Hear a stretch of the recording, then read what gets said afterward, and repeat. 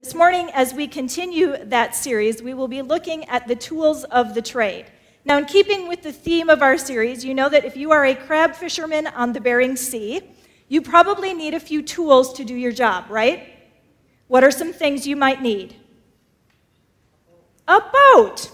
A boat would be a good idea.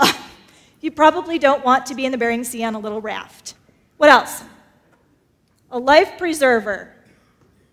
How about some pots to catch the crabs in? And then they attach buoys to those with rope.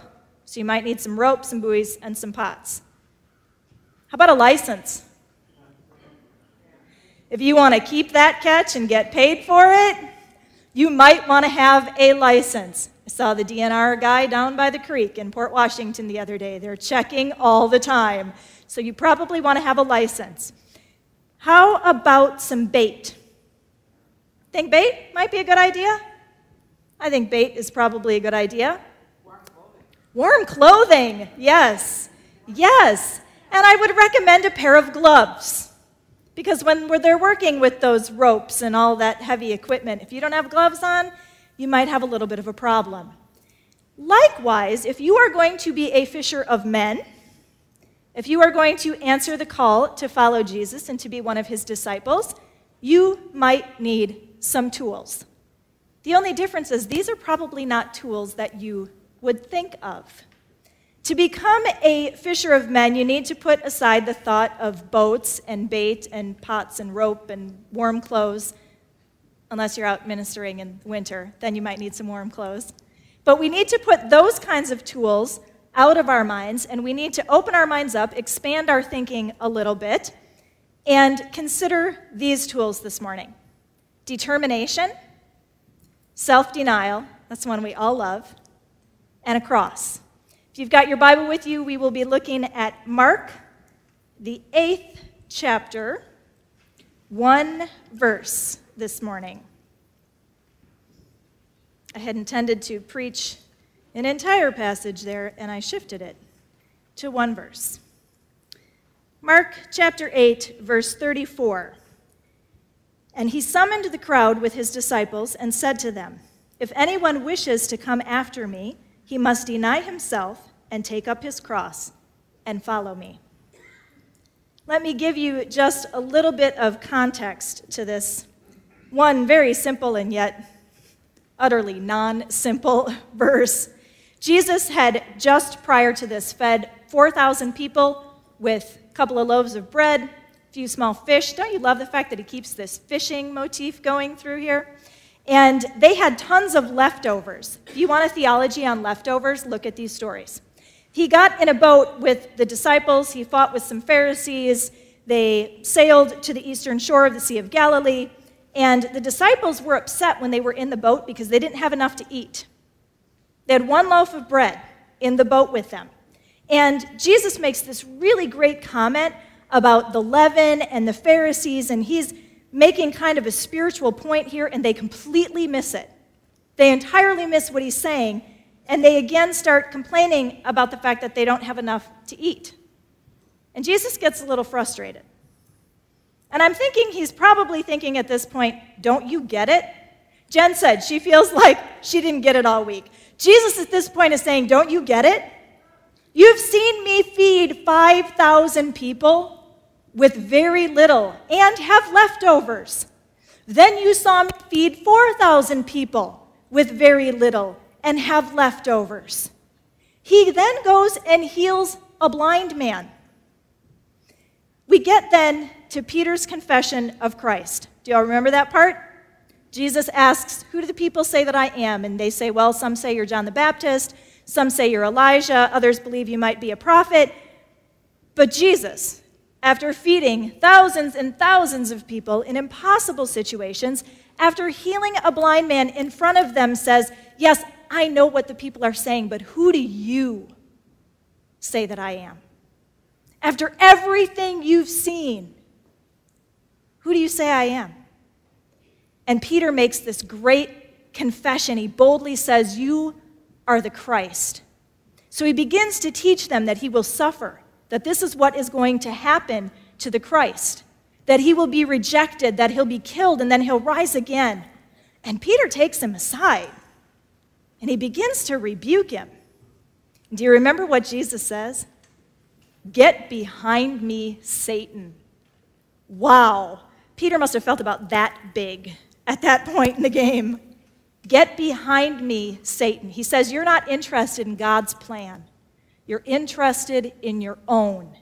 And that is so critically important in understanding what Jesus says next to his disciples and to the crowd that he had summoned to be there and to us in verse 34. And it is critically important in understanding the tools that we have to possess in order to follow him and to carry out that call as his disciple. So we begin with the first tool. It's determination.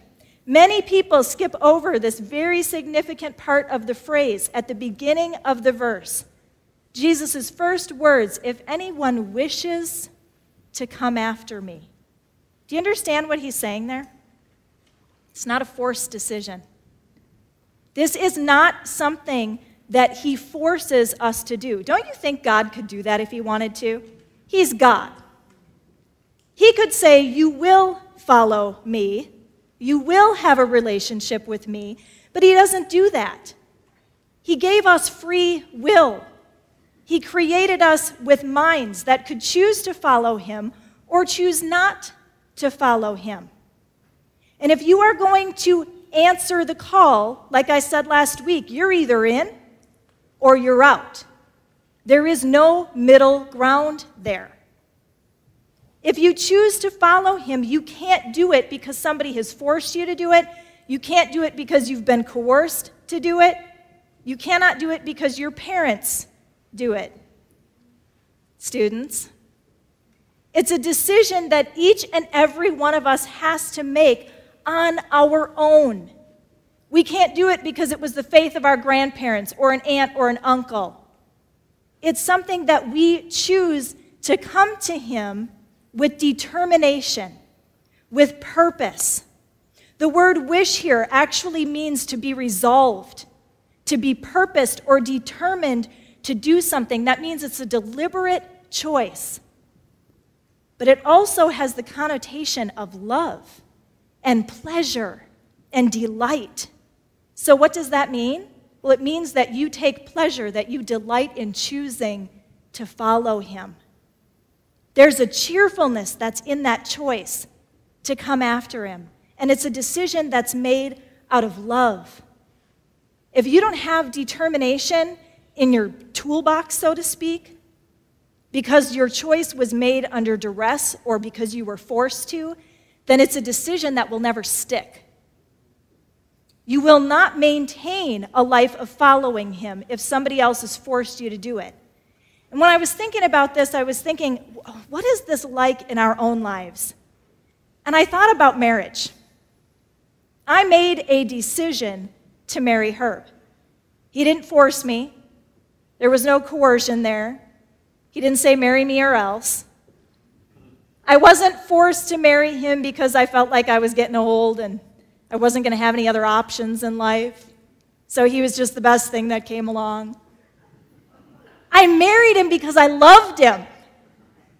I married him because I was passionate about him, because I wanted to spend the rest of my life with him. There was a cheerfulness in my decision to say yes when he asked me to marry him. Now, does that mean that it's always easy? Does that mean that we're always just feeling in love and everything's great and beautiful and we wake up every morning and even if it's raining, the sun's shining because we're so in love? No. It is like that some days, just not every day. But because my decision was made out of love, because I was determined to make that decision and to follow through with it, it's a decision that will stick till the day we die. It's that same way when we choose to follow Christ. Anyone who wishes to come after me. It's a choice that we make out of love. So this morning, ask yourself, do you love him? Do you have that tool of determination? Jesus goes on to say this person who wishes to come after him must deny himself. Self-denial is the second tool of the trade in this verse, and this is where we all start to shift a little bit in our chairs, get a little bit uncomfortable because our nature starts to get offended. None of us likes the word denial, especially when it has to do with self. But let's talk about this a little bit this morning, about what self-denial actually is and what it is not. To deny here literally means to disown or to affirm that you don't have any acquaintance or connection to something. Do you remember when Peter denied Christ? It's the same word. It's the exact same word. So how do you disown yourself? How do you disconnect from yourself? Because we're with ourselves all the time. It seems a little bit of a tricky analogy here. How do we actually do this? Well, the first thing that we have to do is we have to renounce dependence on ourselves. When we choose to follow Christ, we give up that dependence on our own pursuits, our own self-interests, and we become fully dependent on God and on His will for our lives. It's about sliding over into the passenger seat and letting Jesus in the driver's seat. There's my corny car analogy for you. But that's really what it is. It's allowing Him to have control, to have lordship in our lives. And that's really difficult for us to give over. Now, the other thing that self-denial is it's losing sight of our own selfish interests. We're all on a quest, aren't we? Isn't every single human being really on a journey for self-fulfillment? Well, guess what? When you find Christ, your journey ends, because He's all you need to be fulfilled. You don't need anything else in this life besides Him. We need to recognize when we choose to follow Him that the world doesn't hold anything for us anymore. The world doesn't have anything that can compare to knowing Him. And I know when we're younger, we think, oh, yes, it does. It's got all these fun things. No, it doesn't. Because did you ever think about that? Just think about that for a moment. The more you try to fulfill self through things other than Christ, the more miserable you become. Isn't that true? If you're an older person and you've had some experience along the way here, look, just think very quickly back over your life. Every decision that you've made that was selfish by nature, that was done to pursue some kind of thing that wasn't right or that might have been outside God's will for your life, where did it lead you to? Misery. Trying to fulfill our own selfish desires always leads to the biggest miseries in life. Now, some of you might be sitting here thinking this morning, well, how far do we let this self-denial thing really go? How many of my selfish interests do I really have to give up in order to follow Him? Well, let's think for a moment about what self-denial is not. It is not giving up every single pleasure in life. God does not want that for us. He does not want you to sit in your house and be miserable every single minute of every single day.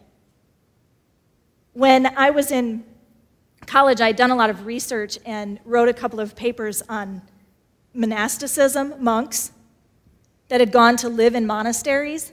They gave up every worldly pleasure, everything. They gave up good food, they couldn't talk to each other, they gave up sex, they gave up everything. And the more I researched it, the more I could not answer the question, did that really improve their relationship with God? Or did it make their relationship with God entirely dysfunctional? I lean toward the second. Self-denial is not giving up the occasional game of golf that you might enjoy on a Saturday. It is not giving up your leisure time in your fishing boat. It is not giving up the 3 or 4 squares of chocolate and cup of coffee that I had while I was prepping this message and that I have every morning. It's not giving up sex in a monogamous marriage. It's not giving up all of the things that we do with our children to have fun and to enjoy life. Unless, oh, she had to say that word.